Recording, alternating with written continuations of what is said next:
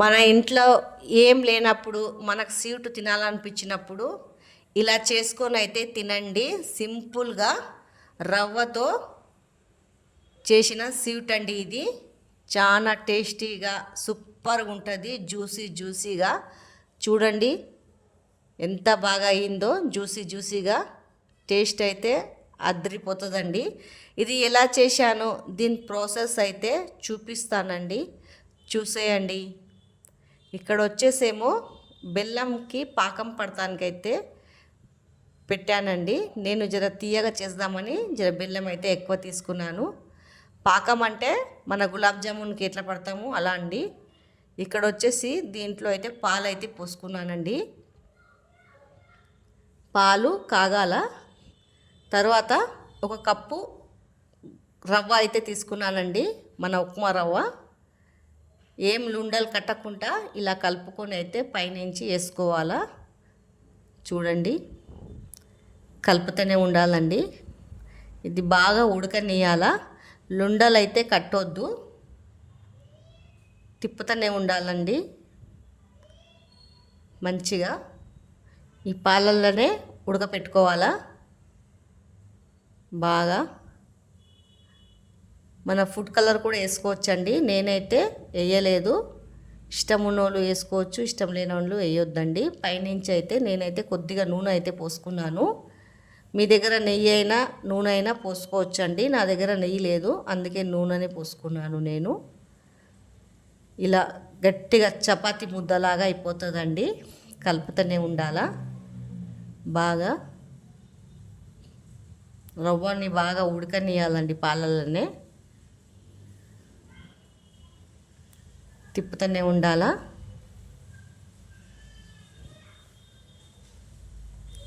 చూడండి ఇలా వచ్చేయాల బాగా. చపాతీ పిండిలాగా ముద్ద అయితే వచ్చేసిందండి. ఇప్పుడేమో దింపేయాలా, చల్లగా కానియాలండి.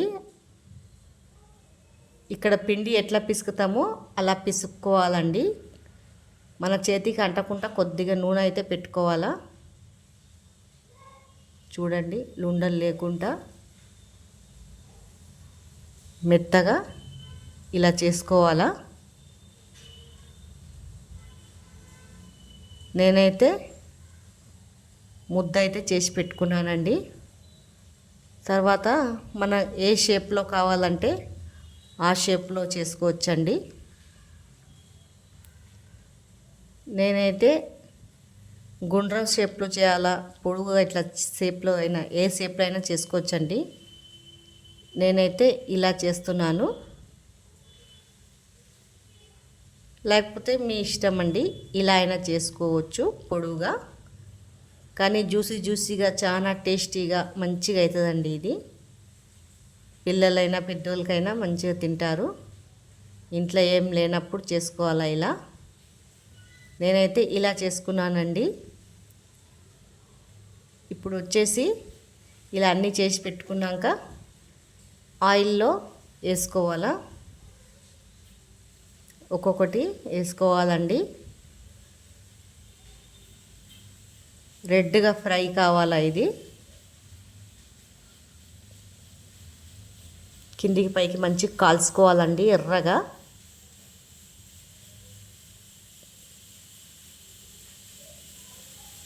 బాగా కాలాలా. బాగా మంచిగా బ్రౌన్ కలర్లో అయితే రావాలండి. లోపల పిండి ఉడకాల. అదైతే తీసేసానండి. ఇంకొక వాయి వేసుకున్నాను. ఇలానే అన్నీ కలుసుకోవాలండి.